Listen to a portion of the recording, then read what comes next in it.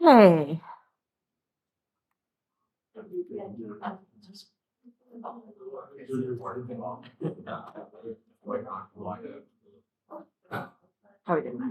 Okay. So this is at the bottom of page 15. I'll let you do everything before that kind of by yourself. Oh, other than there's a couple things here. One of the most common errors that students make when writing chemical equations is to use equals rather than arrow.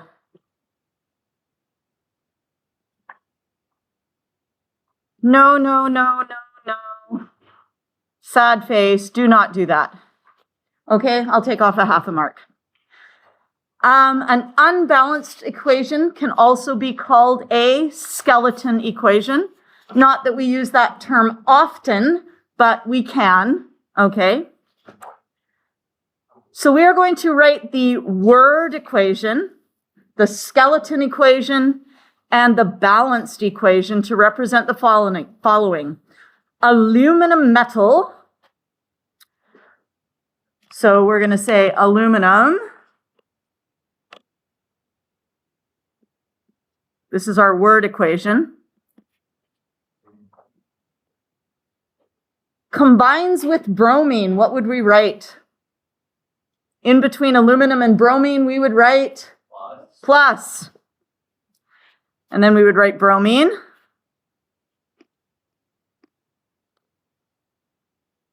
Combines with bromine to form. What do we write for to form? We write an arrow. And then we have aluminum bromide.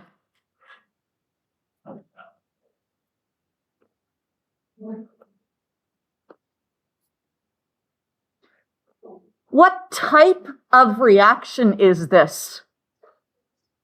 This is synthesis. We have an element plus an element gives us a compound. So that is synthesis.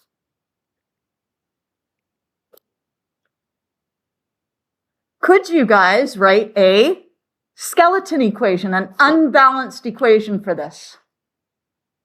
Give it a try. See if you can get the states as well.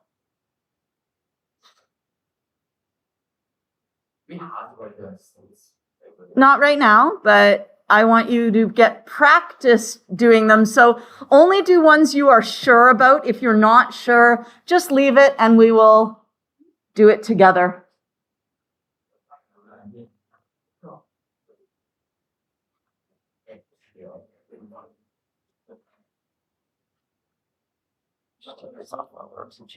I'm not near anybody.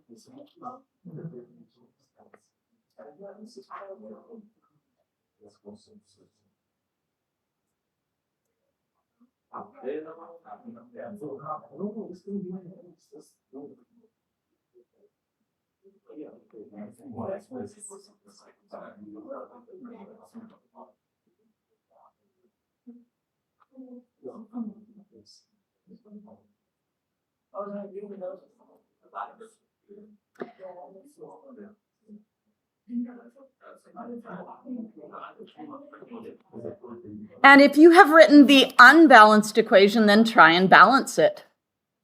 Okay?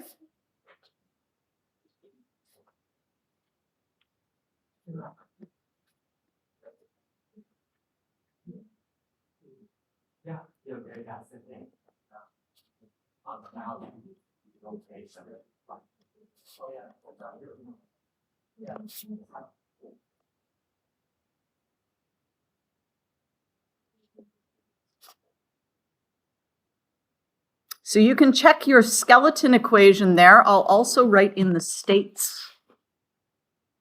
What's aluminum? Everybody should know this one. Solid. Okay? Aluminum foil is not a liquid or a gas, right? You see it all the time. Bromine is a little bit trickier. Do you guys know the state of bromine? It is a liquid. It is one of only 2 liquid elements at room temperature. What are the 2 liquids at room temperature? Yes, bromine and mercury. So the 2 liquid elements at room temperature, mercury and bromine.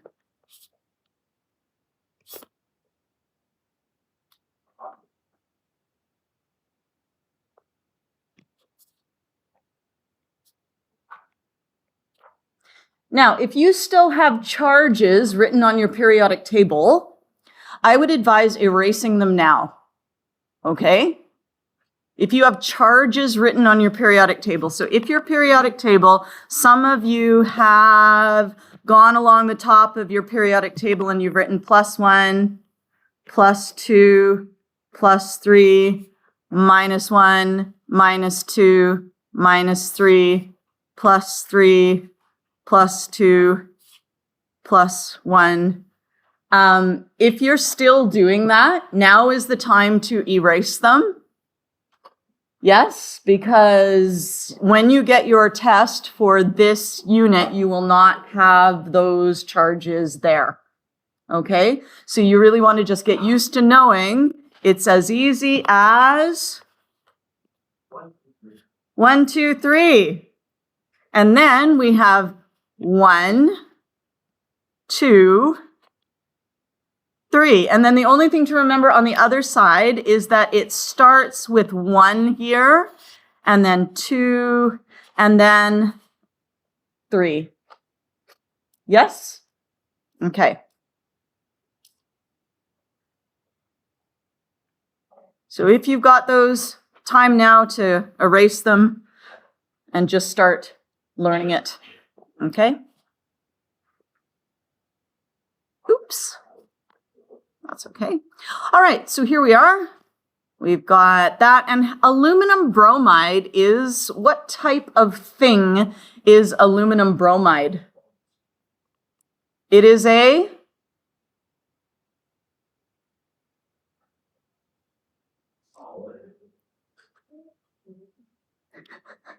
okay, let's just start by, is it an element or a compound? Compound. Is it ionic or covalent? Ionic. So we have, together, these make an ionic compound. And all ionic compounds, unless they were previously dissolved in water, and we'll talk more about that later, unless they are like previously dissolved in water, they will be solids. Just like sodium chloride, a salt is a solid. All ionic compounds are solid unless there's water around. Okay?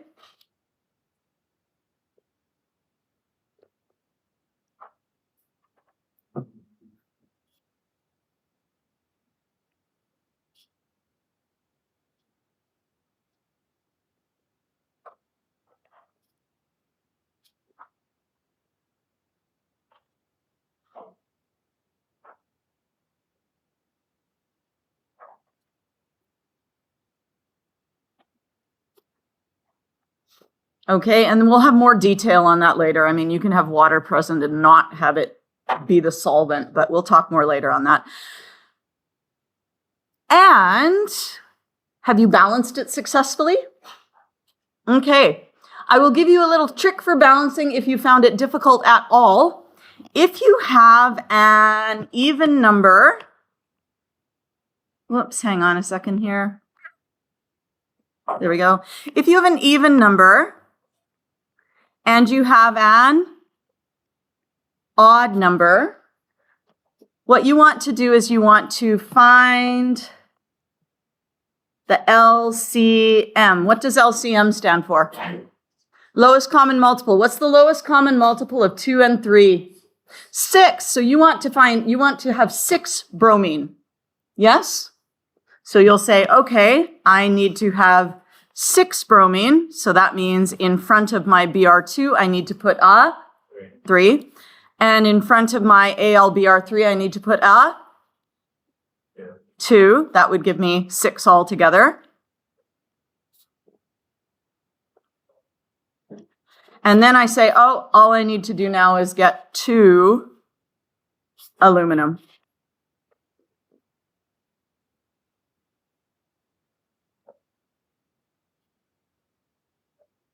Okay, so we found the LCM, which is 6. We have 3 times 2 gives us 6 BRs, and we have 2 times 3 gives us 6 BRs.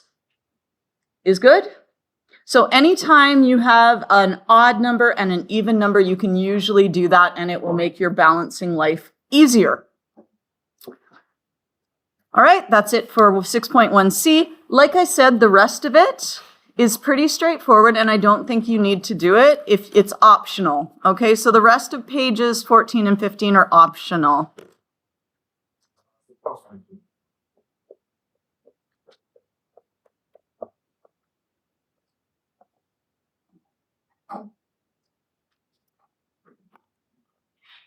Okay, so we're just going to do a little balancing simple equations. You are going to use pencil. Okay. Oh, and by the way, I had a couple people fill in the Scantron sheet in pen yesterday.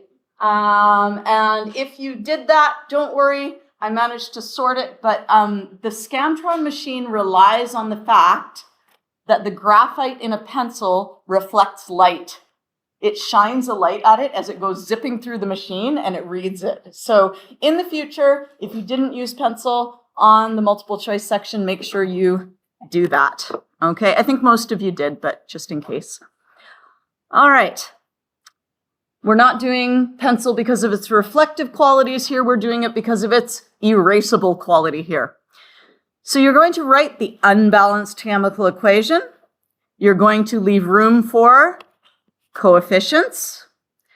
Do not forget your diatomic elements, Dr. Brinkelhoff. And there's 2 more elements that you should know that are not just singletons. Those are P4 and S8. Okay? Everything else is just singletons. So if you have iron, it's just Fe. If you have copper, it's just Cu. If you have not phosphorus, if you have selenium, it's just Se. Okay, everything else is just singletons. Huh? Like, are you saying that if it says phosphorus, you write P4. It's the most common form of phosphorus. There are others as well, but that is the most common one.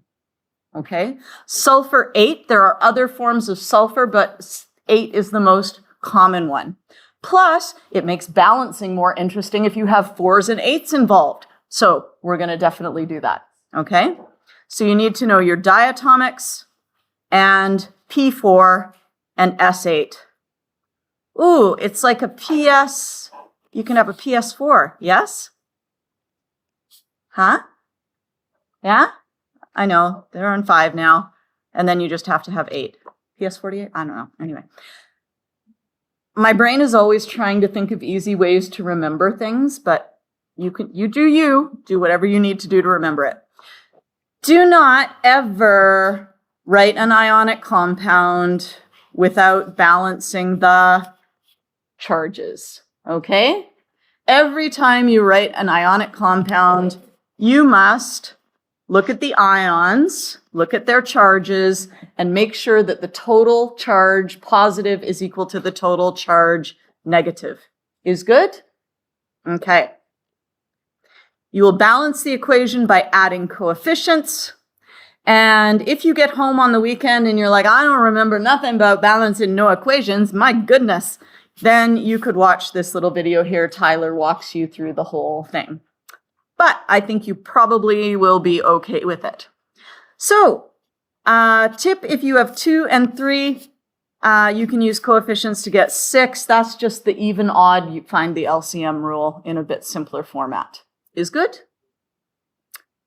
Okay. Shall we do the first one together?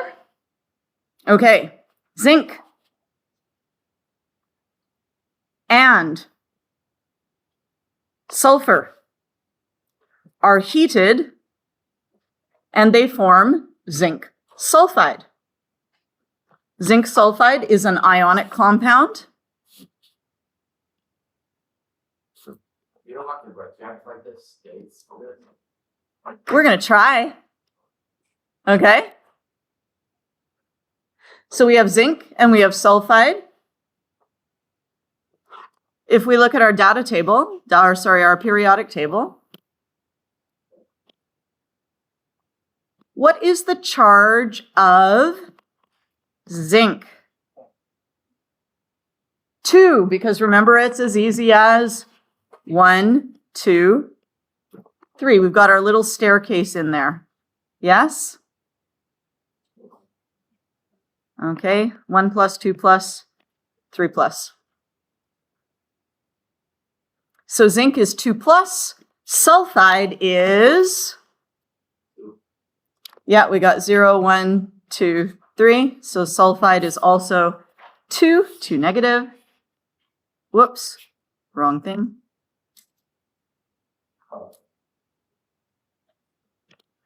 So the correct formula for zinc sulfide is ZnS. Have I done anything wrong here? Yep. I need to have S, 8. Good. And if we had to do our states, what's zinc metal? Solid. What is sulfur powder? Solid. Obviously, if it says powder, it's a solid. And zinc sulfide is an ionic compound. There's no water in this equation anywhere. It's not like we don't have aqueous things, so there's no water kicking around. So it would also be a solid. And now you can balance it. Do you guys want to do the rest on your own? Just zip through them quickly. Try to get the states if you can. And the answers are on page 18 in this workbook, so you can check your answers also.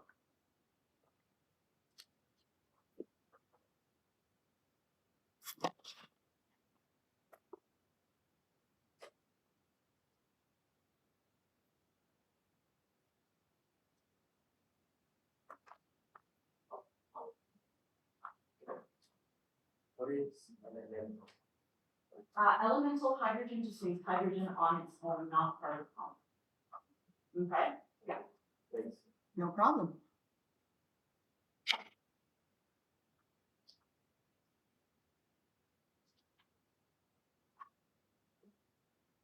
Elemental hydrogen just means hydrogen on its own, not part of the compound.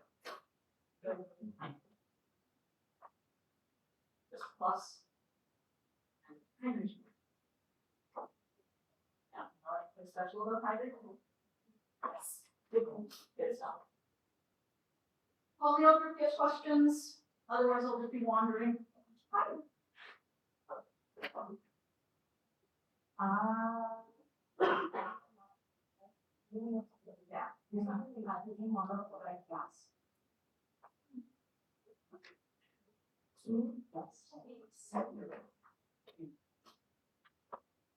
Yeah.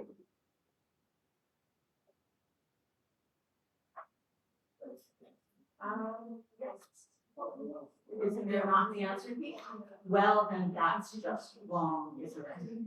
Yeah, I would have to fix that. Okay, go ahead. Number 2? Yeah. Okay, thank you.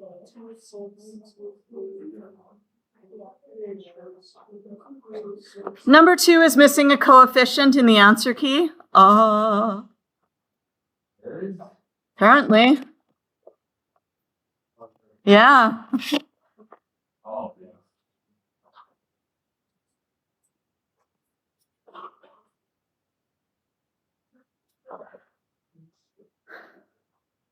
I'll go through and toss up the states in here if you want to check them.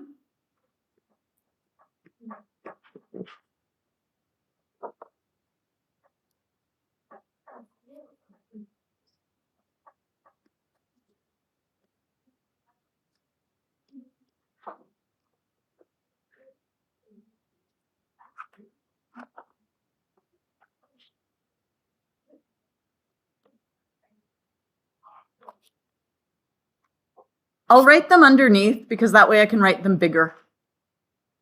But don't check them until you've done them yourself, okay?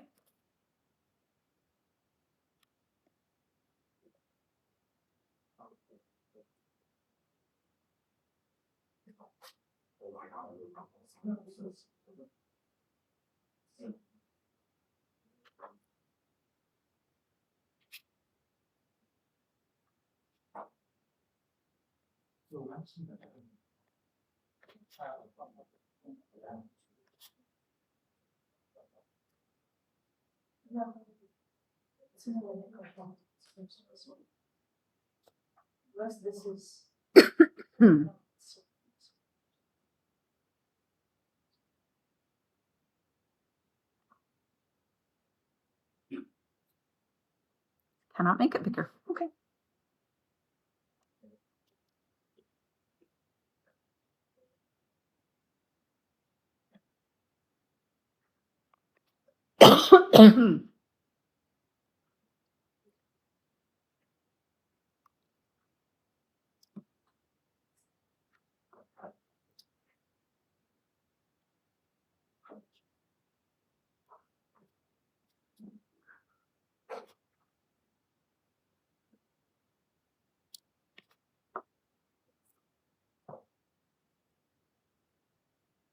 Ooh.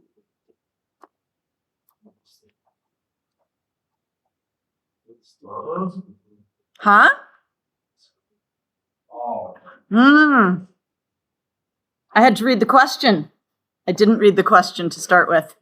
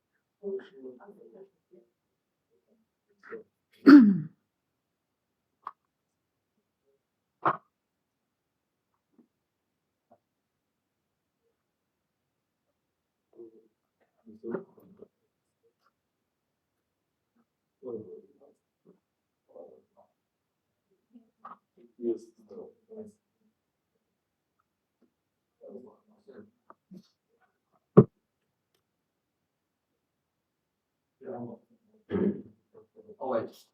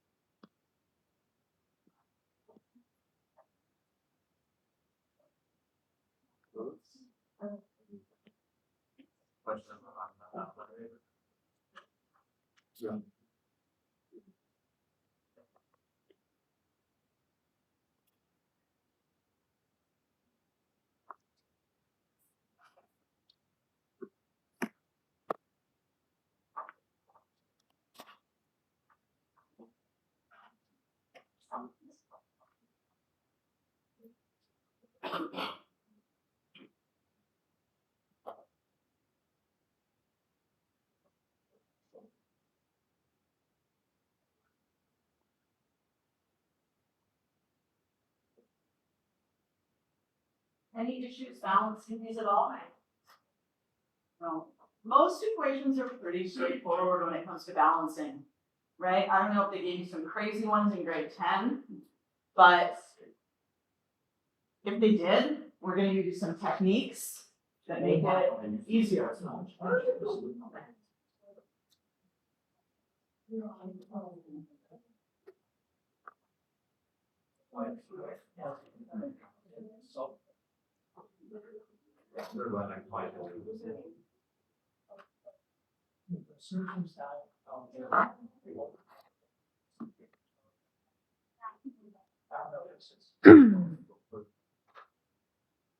Oh, shoot, yes, right now. Oh my god.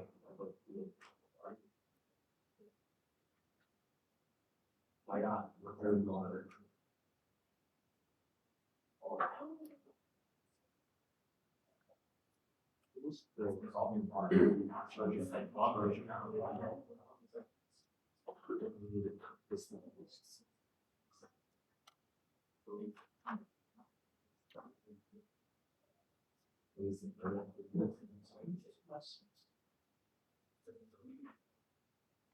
I understand.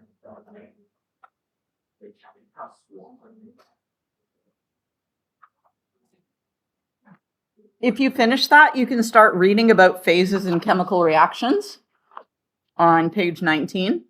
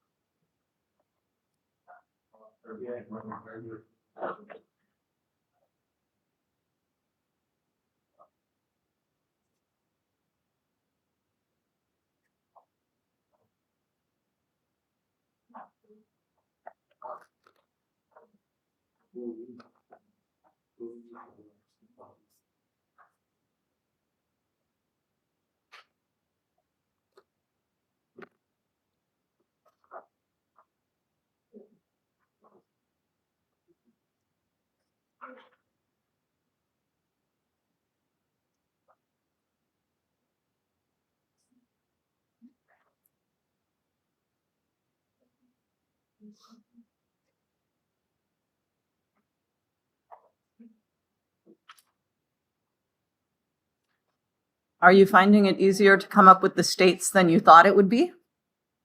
Yeah.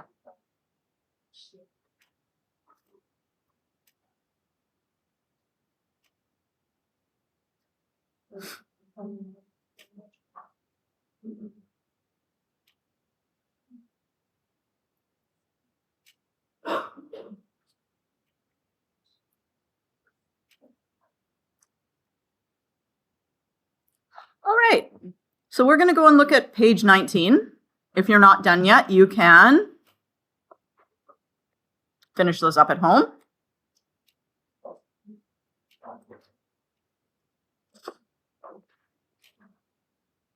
Okay, so we know that all metals are solids. Yes? All metals are solids, except for mercury, which is a liquid.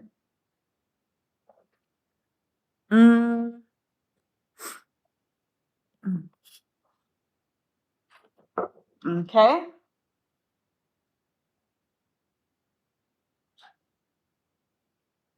I'm going to color code everything in here.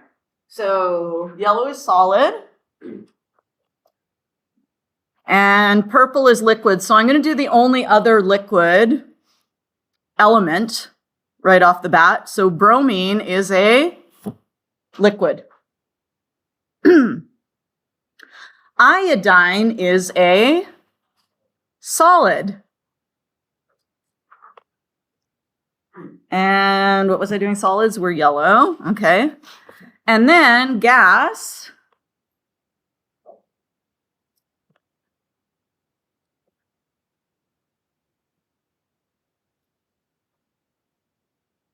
All the rest of the diatomic elements are gases. Okay, so all the diatomics are gases except for bromine, which is a liquid, and iodine, which is a solid. Carbon is a solid. Sulfur is a solid. Phosphorus is a solid. So all the other nonmetals are solid except for the noble gases, because the noble gases are, oh my God, yes, they're gases. Thank you so much. And will you find noble gases in a reaction? No, so you don't have to worry about it, okay? Now let's go look at our periodic table and just take a look at all the things that are solids, okay? So I'm going to back out here and I'm going to get rid of all this nonsense, okay? And I'm going to say, okay, what do we got that's solid? Oh, all these are solid because they're all metals. Okay, all my metals are solids. Solid, solid, solid, solid, solid, solid. All my other nonmetals and metalloids are solid, solid, solid, solid, solid, solid, solid, solid, solid, solid, solid, solid. And then we have, oh, hang on, liquid. Oh, I had purple for liquid, didn't I? Purple. Oh, and I need to get rid of that there.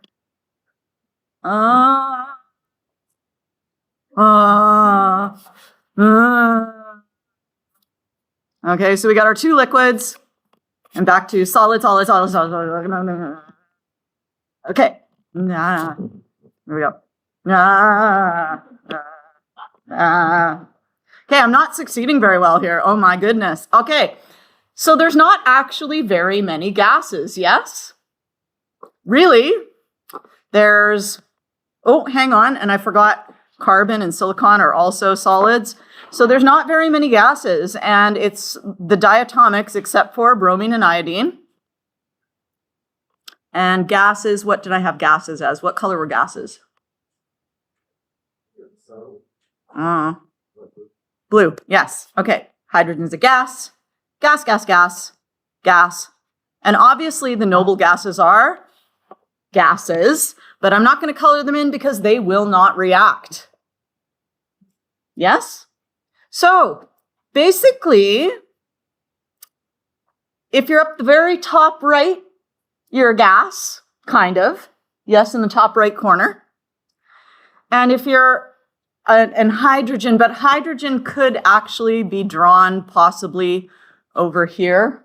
You know what I mean? Because it's got one empty spot in its valence shell, just like the rest of the halogens. So technically it's also at the top right, okay? So almost every element is a solid except for the little gases at the top right and mercury and bromine, which are liquids. So our elements are taken care of, yes? Okay. Now back to here. Now we move into compounds. All ionic compounds are what? Solids, unless they are in solution. If they're in solution, they are aqueous. There are 3 ways that you can tell an ionic compound is in solution. Literally, it might say solution, in solution, or a solution of. If you are given the molarity, molarity only refers to concentration, which means you have a solution. Okay, it has to be a solution to have a concentration. And also, if you have a product taking place in aqueous solution, and it's not a precipitate, and we'll learn about precipitates later, okay? So don't be like, how am I going to know if it's a precipitate? Don't worry, we have a chart that will allow you to figure that out. And if it's not a precipitate, it just stays aqueous. Okay, so things will start aqueous, they will finish aqueous. Unless you form a precipitate. Precipitate is a word. That's a vocab word.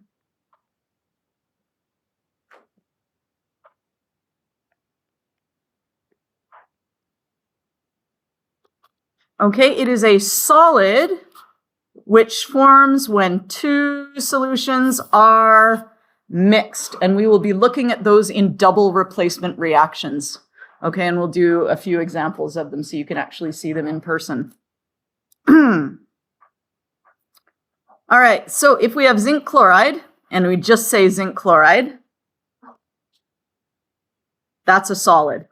If we say we have a solution of zinc chloride, that is aqueous. If we say we have 1 molar zinc chloride, that is aqueous.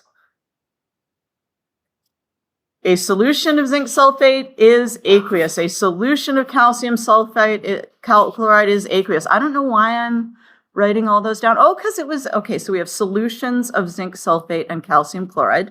So those are aqueous. And they react to form zinc chloride and a precipitate of calcium sulfate. What does that tell you about the calcium sulfate? Calcium sulfate is a solid. Now, it does not say that zinc chloride is a precipitate, and if it's bothering to mention one of them as a precipitate and not the other, that means the other is not a precipitate, so it must have stayed aqueous. Okay? And like I said, don't get too worried about the precipitates and non-precipitates. We'll do a lot more of that when we get to double replacements, and there will be a chart that will help you figure it out. Okay? So those are kind of complicated, but they've got their own set of rules. Zinc metal and chlorine gas react to form zinc chloride. Zinc metal, chlorine gas. I could have even just said chlorine, and you could have assumed it's a gas, yes? What about We're getting there. We'll be there in just half a second. Okay, and zinc chloride, ionic compound, so it is a solid. Now, what about all of our small molecular compounds? Small molecular compounds. They have a tendency to be gases. Okay? So, NO2.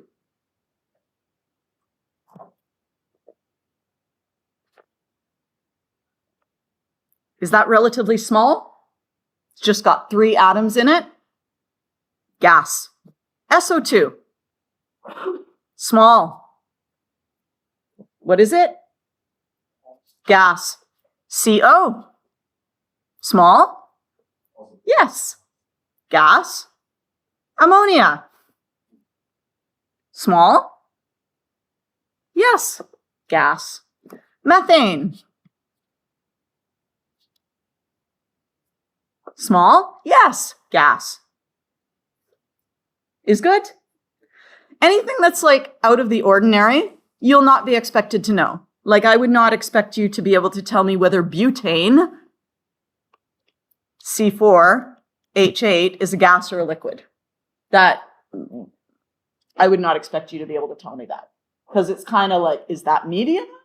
Is it small? Is it big? I don't know. So I will tell you it's a liquid, or I will tell you that it's a gas. Yes? Mm. But there are any rules to make compounds gas or liquid? No. Small compounds tend to be gases. Small molecular compounds. So let's say Larger molecular compounds tend to be liquids. okay, so let's say I kind of make a compound, right? Mm. And we are trying to know if it is a mistake. Mm. Can we know it without doing the experiment or without? Well, there's books where you can look it up. So it's not already done. Yeah, I mean, all the compounds that are out there, there's these ginormous books, and it's like the Handbook of Chemistry and Physics, and you can look up almost any compound in it, and it'll tell you what state it is at room temperature and etc. Plus, We can just Google it now. You don't even need the big handbook. Yeah? Back in my day, you had to take this. Oh my God, so big. Anyway, you could just Google it. All right. Now, water is an exception because we know that water, is water big or small? It's small, but it's liquid. And that's because water has very strong somethings. Oh, somebody said it. Intermolecular forces.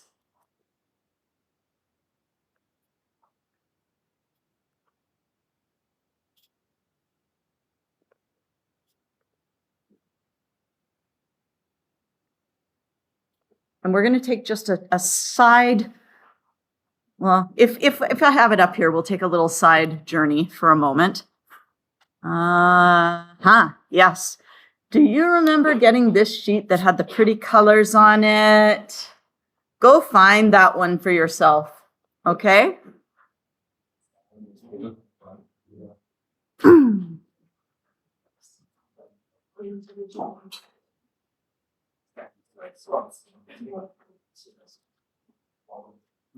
And if you absolutely cannot find it, there's a few extra at the back, okay?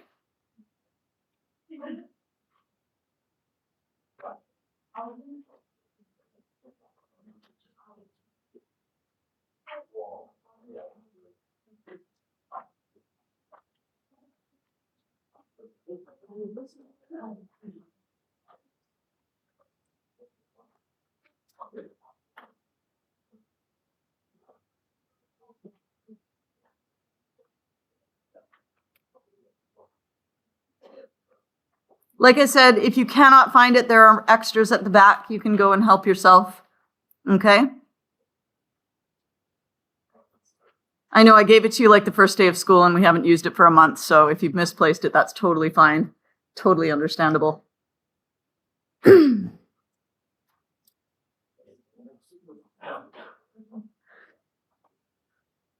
Okay, so what we have here is these are all of the bonding forces and the non-bonding forces, which are the intermolecular forces.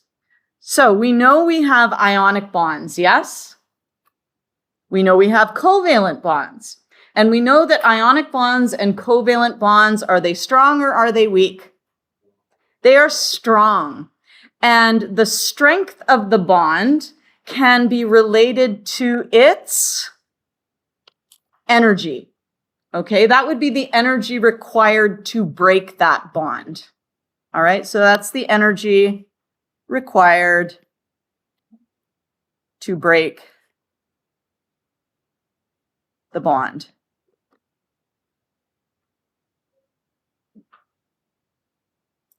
So, how much is required to break an ionic bond? Anywhere from 400 kilojoules per mole of compound to 4,000. Why is it a range? Because some ionic compounds have a lower melting point, yes, and some have a higher melting point. And that's going to have to do with the charges of the ions, with the sizes of the ions. For now, don't worry about it too much. Just realize that there's a range, okay? Covalent bonds. Covalent bonds are also very strong, okay? It takes between 150 and 1100 kilojoules to break 1 mole of those bonds. Metallic bonds are also very strong, between 75 and 1,000. We'll learn more about metallic bonds later. Just realize that if you have a metal and a metal, they make a metallic bond. Now we come to our intermolecular forces, and there are 6 of them. 1, 2, 3, 4, 5, 6. And I'm going to start referring to them because Everybody, when they get to the end of this and they get to the AP exam, they're like, I don't remember what the names of any of the intermolecular forces are. Okay? You are not expected to know them now. I'm just going to start using these words and you can start referring to this table. Okay? So have this table out whenever we start talking about intermolecular forces. All right? Many of them are, the name tells you what it is. Okay?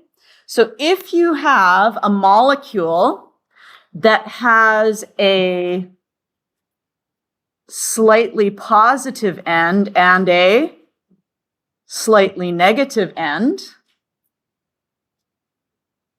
that's a polar molecule, yes? Polar molecule. We say it has a dipole because it has two different poles. One is positive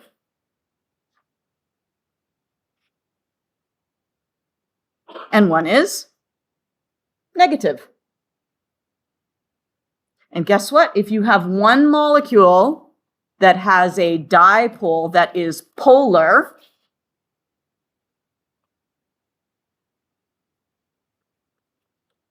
and another molecule that is polar,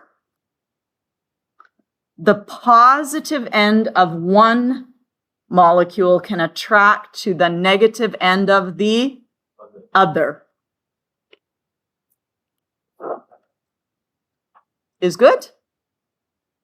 We're not going to do too much on this today. We're just going to talk about dipole-dipole interactions, and we're also going to talk about hydrogen bonds because water has hydrogen bonds. And let's look at the strength of dipole-dipole versus hydrogen bonds. Hydrogen bonds are stronger than dipole-dipole, yes? And water, basically what a hydrogen bond is you have to have some sort of atom, okay, attached to an H. Now, that atom has to be either an oxygen or a nitrogen or a fluorine. Okay? What does water have attached to an H? It has an oxygen. So we have that oxygen attached to a hydrogen. And then this atom B over here, that also has to be either an N or an O or an F. Okay? So A is either an N, O, or F. B is either N, O, or F. And we get bonding between the hydrogen which is attached to the N, O, or F and an N, O, or F on a different molecule. Okay? And if you're not following that, this is okay because this is just your brief little introduction. Okay? So let's look at water. Here's two water molecules. We have a hydrogen attached to oxygen, and we have an oxygen. And if you have that, what can you form? Hydrogen bond. That is a hydrogen bond.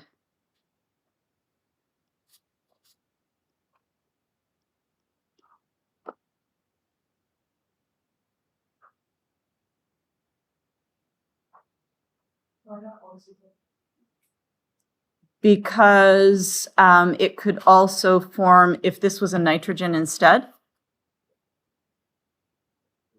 and this was a nitrogen, or a fluorine, yeah? So it's always the hydrogen which is involved in the bonding, but you have to have bonding of like an actual covalent bond between either nitrogen or oxygen or fluorine and the hydrogen. Okay, and you can see that these are about double the strength of regular dipole-dipole bonds.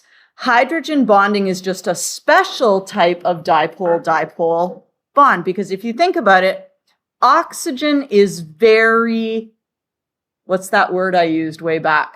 Starts with an E. Electronegative. Okay, I'm just going to do this on a separate page here. Oxygen and nitrogen and fluorine are very electronegative.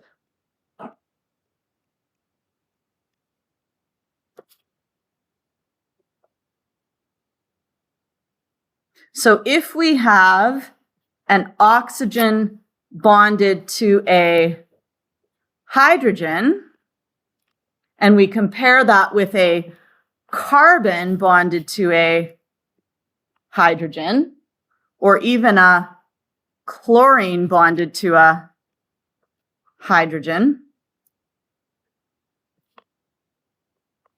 oxygen is very electronegative. En is going to stand for electronegative. What does it mean to be electronegative? It pulls bonding electrons towards itself.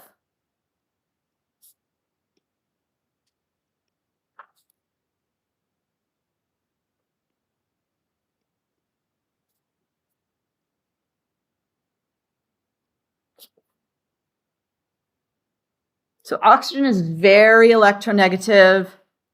Hydrogen is medium electronegative. For a nonmetal, it's very electronegative, but compared with metals, it's medium. Okay? Carbon is medium electronegative, and chlorine is medium high.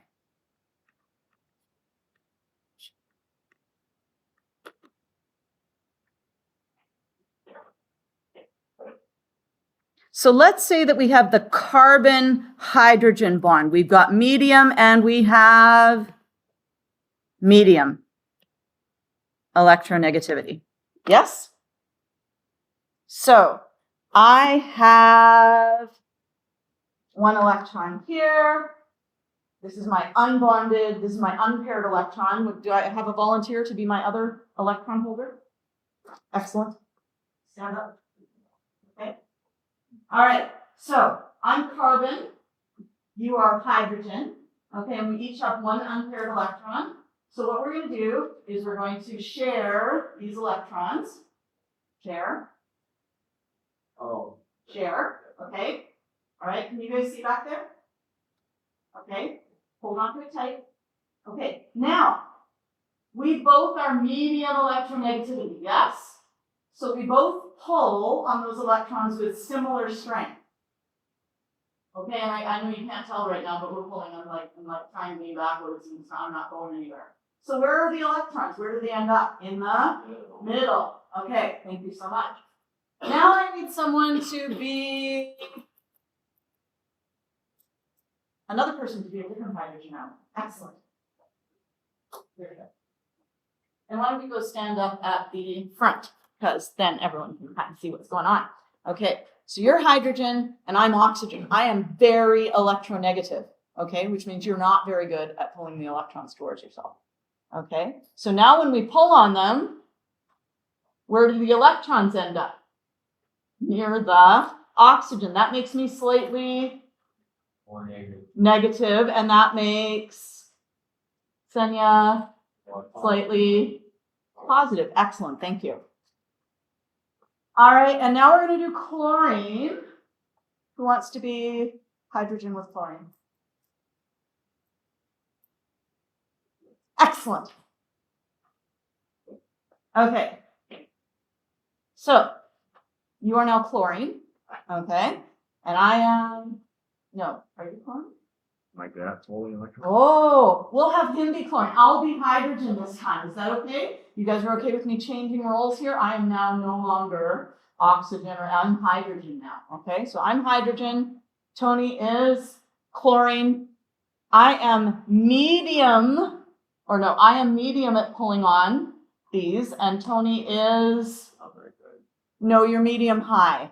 Oh, Medium high. So let's go. Yes? So can you see that they are, and we'll turn a little bit so these guys can see.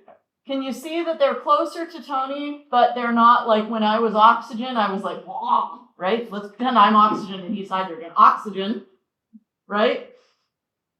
So which is more polar? Chlorine hydrogen or oxygen hydrogen? oh. Oxygen hydrogen. Yes?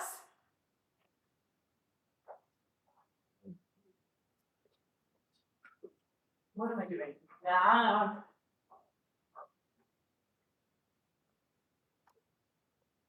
When's lunch? 11:54. Okay, we got 10 minutes. Let's go. Okay. So, if we were to draw our electron density,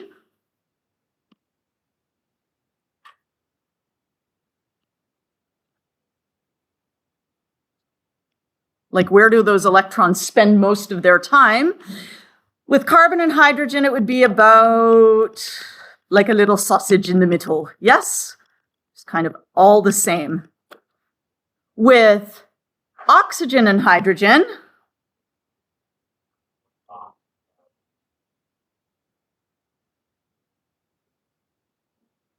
okay?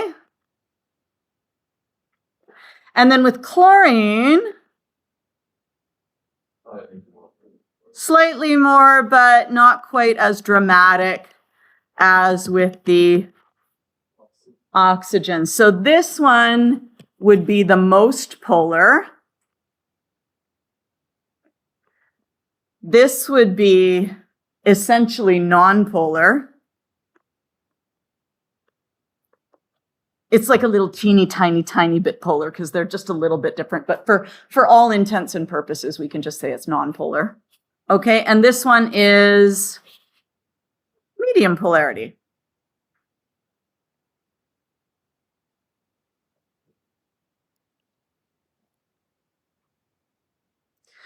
So that's why when you have either oxygen with H or N with H or F with H, you end up with a very polar bond.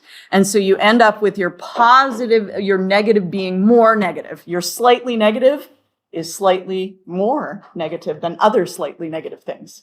So basically, the more balanced it is, it's like less polar. Yeah. The more unbalanced it is, the more polar. And when you get to metals, which have very low electronegativity, there's actually a transfer of electrons to the higher electronegativity nonmetals. Is good? Okay. So that's why water has stronger forces because they have bigger charges. Okay? The charges are bigger on each side. And so there's a little bit more to it than that. We'll get into it later, but that's the basic idea, is that hydrogen bonds are stronger because the polarity is bigger. Yes? Okay. Now, as I said, that's just a preview. Okay, are you responsible for that in this unit? No, but the more you hear about electronegativity and intermolecular forces, the less you will be likely to forget it when it comes to the AP exam. Okay? All right, so we have small molecular compounds. Water tends to have very strong IMFs because we get hydrogen bonding. And to be honest with you, ammonia can be gas, but is ammonia, what is ammonia's boiling point? Let's look it up. Perhaps I'm wrong here. Ammonia boiling point. Whoa, negative 33.34 degrees Celsius. So it is a gas at room temperature, but That's not that low of a temperature. Compared with lots of other gases, they have to get a lot lower than that, okay? So ammonium also has hydrogen bonding, but it is not as strong as the hydrogen bonding in water, okay?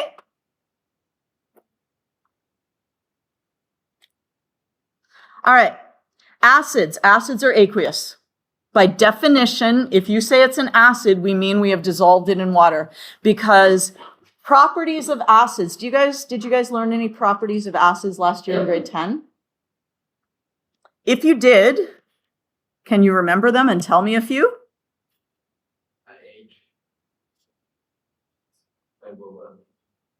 They have H in the formula, but that's not a property. A property is something you can observe about them. Yes?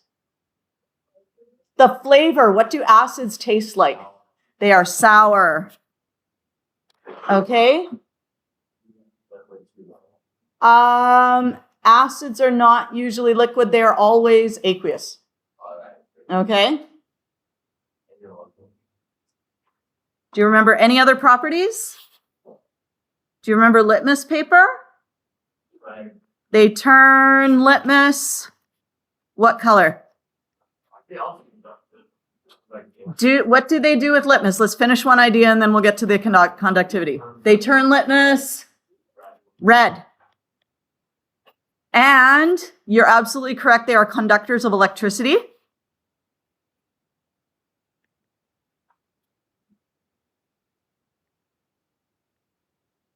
They will do none of these things unless they are dissolved in water.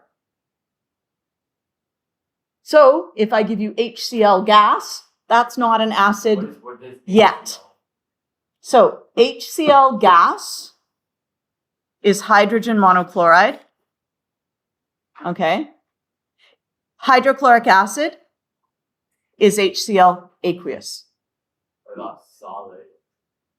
You would have to get it very, very low temperature. Melting point of HCl. Let's look it up.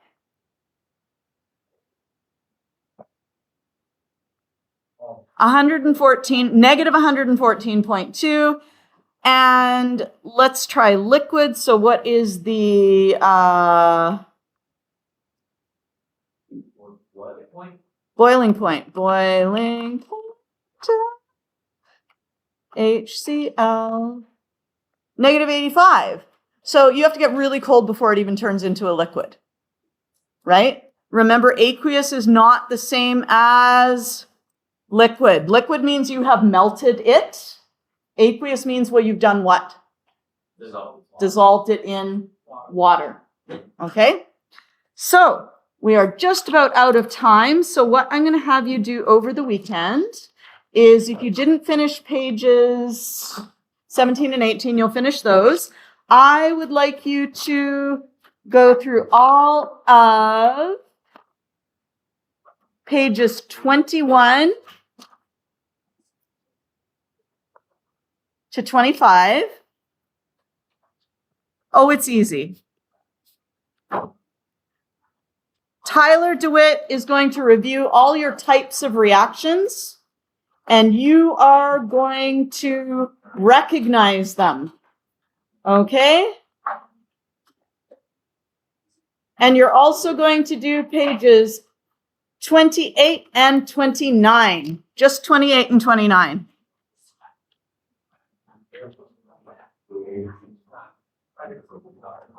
Try to use the little chart when you are balancing. 21 to 25, 28 and 29.